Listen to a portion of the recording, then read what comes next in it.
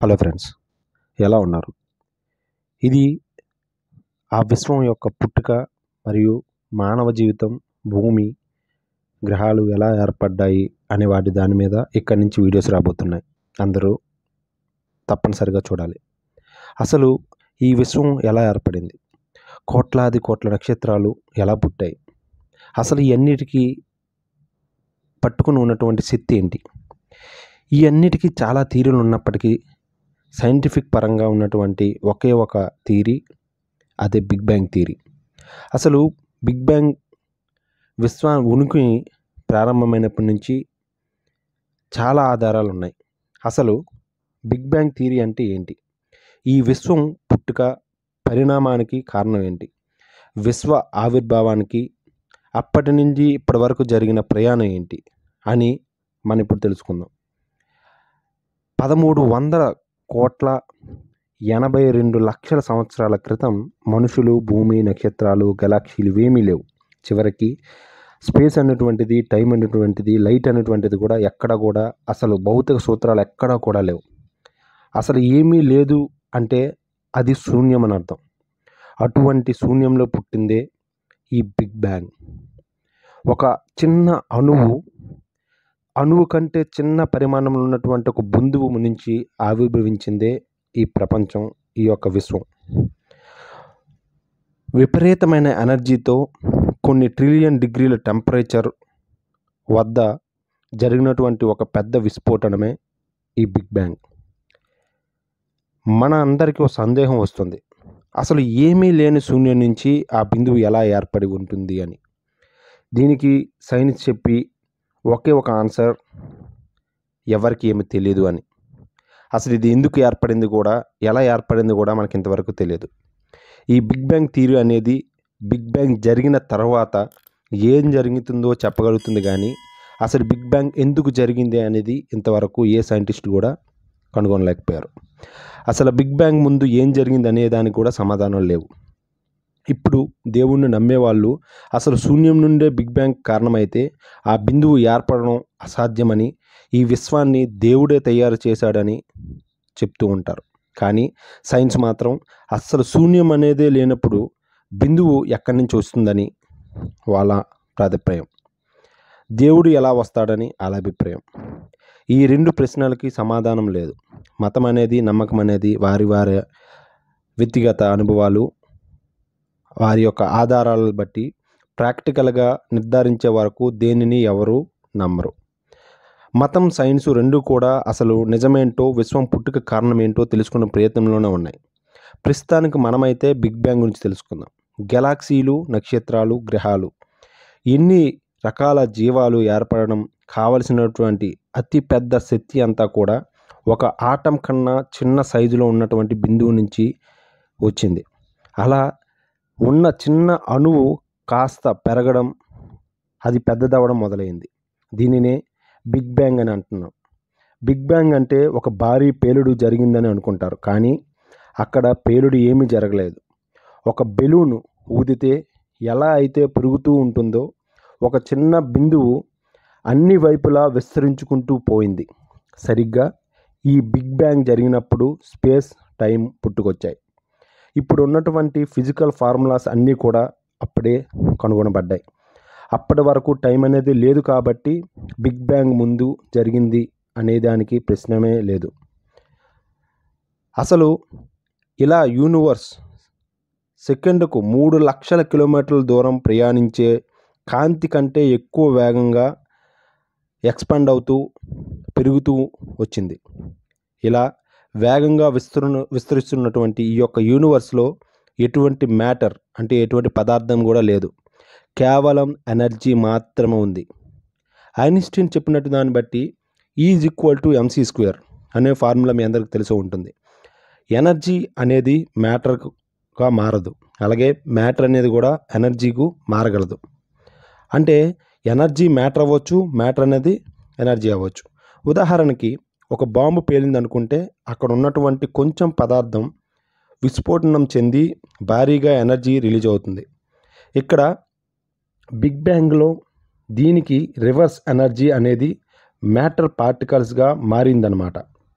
అయితే ఇక్కడ కొంచెం జాగ్రత్తగా అర్థం చేసుకోవాల్సింది ఏంటి అంటే, ఒక చిన్న బాంబు పేలితే విపరీతమైన ఎనర్జీ విడుదలపడుతుంది.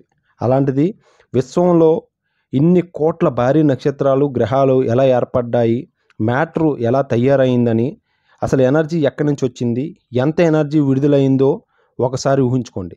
అంటే ఇక్కడ బిగ్ బ్యాంగ్ ద్వారా విడుదలైనటువంటి ఎనర్జీ అనేది మ్యాటర్తో పాటుగా పూర్తి విరుద్ధంగా అయినటువంటి యాంటీ మ్యాటర్ కూడా తయారు చేసింది. ఇప్పుడైతే ఈ మ్యాటర్ పార్టికల్స్ మరియు యాంటీ మ్యాటర్ పార్టికల్స్ రెండు కూడా కలుస్తాయి.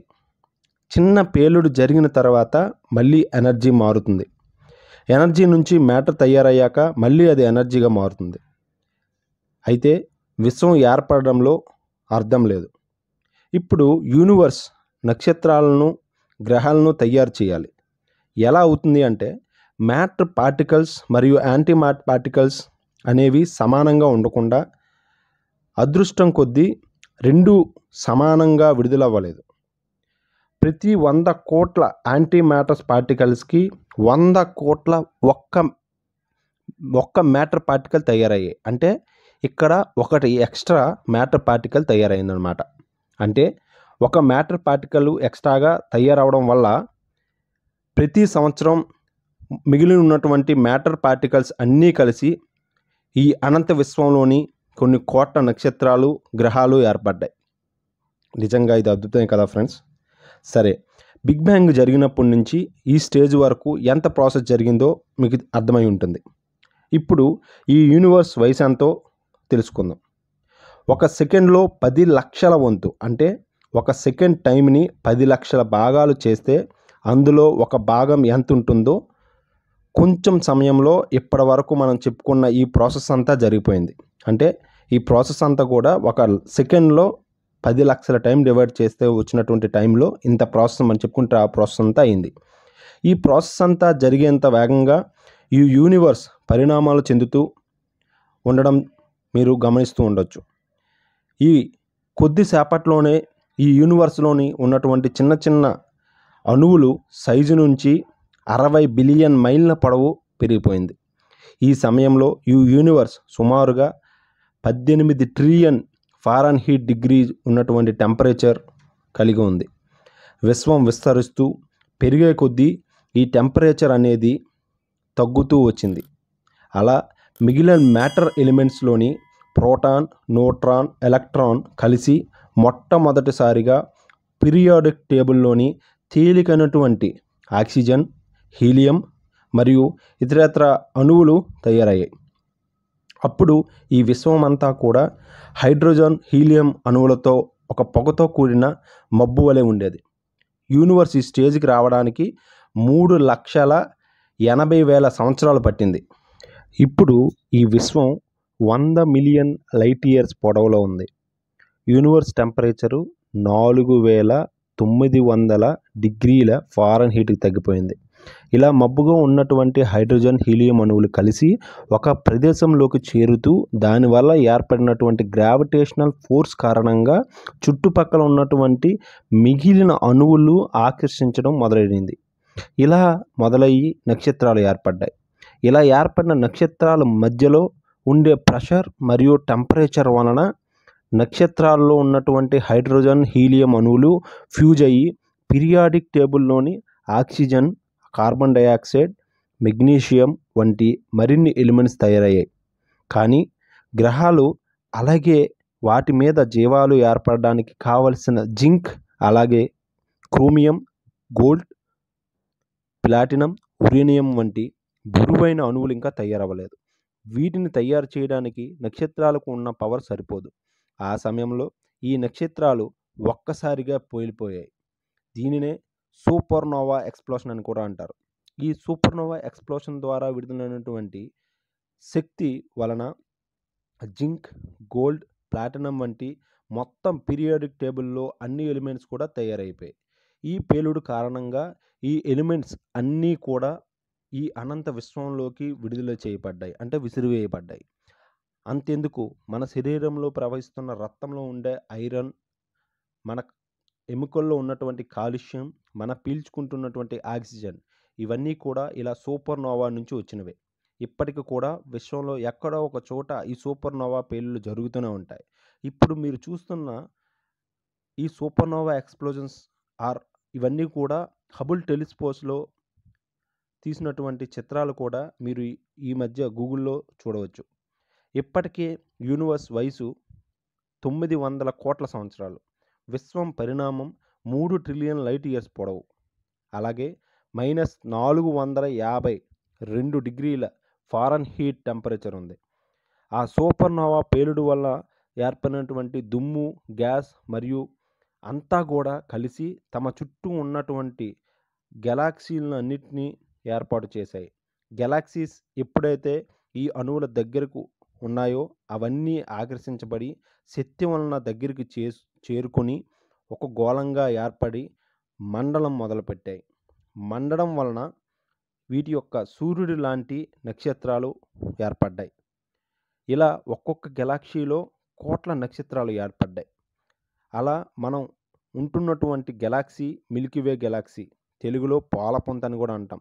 మన పాలపుంతలో కేవలం ఒక సూర్యుడు మాత్రమే కాదు, మన సూర్యుడి లాంటి చాలా సూర్యుళ్ళు, మన సూర్యుడి కంటే పెద్ద పెద్ద నక్షత్రాలు కూడా ఉన్నాయి. అలా పాలపుంతలో ఉన్నటువంటి గెలాక్సీలు ఈ యొక్క విశ్వం మొత్తం కూడా సుమారుగా 20,000 కోట్ల గెలాక్సీలు ఉన్నాయి. అంటే మనం ఈ అనంత విశ్వంలో ఎక్కడున్నామో మీరే ఊహించుకోండి. అయితే మిగిలిన అన్ని థియరీల కన్నా బిగ్ బ్యాంగ్ థియరీ ఇంతలా ప్రాముఖ్యత చెందడానికి కొన్ని కారణాలు కూడా ఉన్నాయి. 1920 సంవత్సరంలో ఎడ్విన్ హబుల్ అనే శాస్త్రవేత్త ఈ టెలిస్కోప్తో ఆకాశంలో చూస్తున్నప్పుడు గెలాక్సీ అన్నీ కూడా ఒకదాని నుండి మరొకటి దూరంగా జరుగుతున్నాయని గమనించాడు. ఈ యొక్క ఆవిష్కరణను బిగ్ బ్యాంగ్ థియరీకి బలాన్ని చేకూర్చాయి. ఎందుకంటే ఈ గెలాక్సీ అన్నీ కూడా ఒకదానికి ఒకటి దూరంగా జరుగుతున్నాయి. అంటే గతంలో ఇవన్నీ కూడా ఒక చోట నుండి ఉండి అక్కడి నుంచి వెళుతున్నాయని అర్థం. దీనిని బట్టి విశ్వం అనేది ఒక చిన్న ప్రాంతం నుంచి విస్తరిస్తూ వస్తుందని నిరూపించబడింది.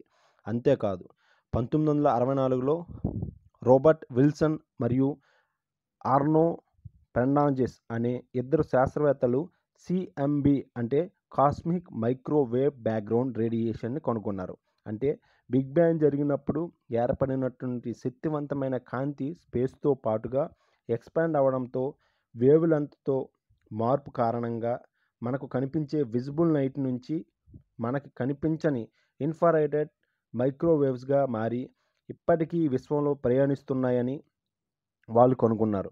ఈ వేవ్స్ అనేవి బిగ్ బ్యాంగ్ ఏర్పడినప్పుడు వాటి వల్ల కనుగొన్నారని, అందుకుగాను వాళ్ళిద్దరికీ నోబెల్ ప్రైజ్ కూడా వచ్చింది.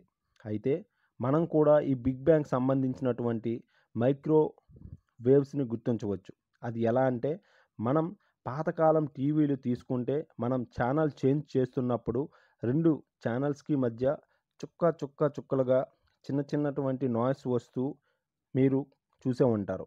అవి లోకల్ రేడియో స్టేషన్ నుంచి వచ్చే తరంగాలు కానీ ఆ నాయిస్లో ఉన్నటువంటి 1% బిగ్ బ్యాంగ్ జరిగినప్పుడు విడుదలైనటువంటి లైట్కి సంబంధించినటువంటి మైక్రో రేడియేషన్ వేవ్స్గా సంబంధించినవే.